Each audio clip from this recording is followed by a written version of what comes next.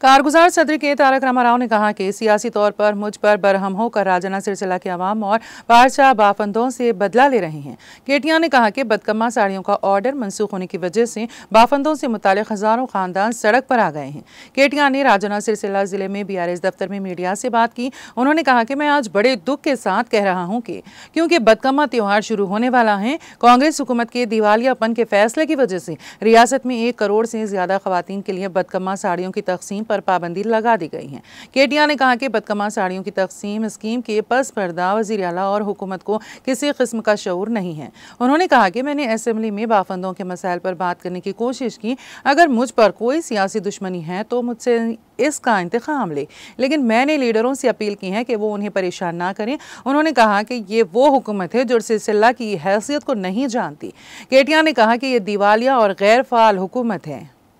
చెప్తే ఇనడు అయ్యా నేత కార్మికులు మళ్ళా చచ్చిపోతున్నారు ఇప్పటికి రాష్ట్రంలో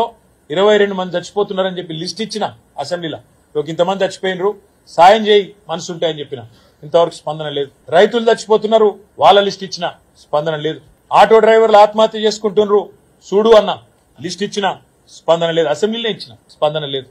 ఇవాళ నేను ఈ రాష్ట్ర ప్రభుత్వాన్ని ఒకటే డిమాండ్ చేస్తా ఉన్నా మీరే మీ ప్రభుత్వం వచ్చినాక పెద్ద పెద్ద మాటలు నరికిండి ఇడికొచ్చి మంత్రులు ఇక్కడ ఉండే కొంతమంది కాంగ్రెస్ నాయకులు ఏదో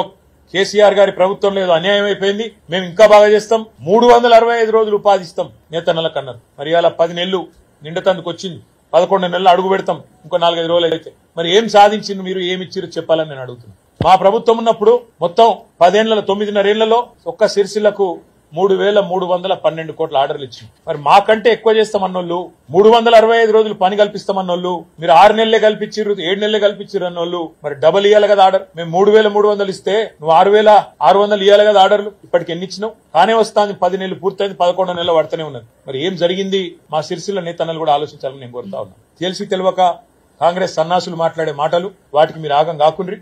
కన్ఫ్యూజ్ కాకుండా మీ తరఫున కొట్లాడేందుకు మేము ఉన్నాం కానీ పోరాటానికి మీరు కూడా ముందుకు రావాలని చెప్పి నేను కోరుతా ఉన్నా సిరిసిల్ల నేతలు కొట్లాడడానికి మేము సిద్ధంగా ఉన్నా మీ తరపున మాట్లాడడానికి మేము సిద్ధంగా ఉన్నా అనవసరంగా వాళ్ళు వేసే ఎత్తుగడలకు మీరు ఆగం కాకండి।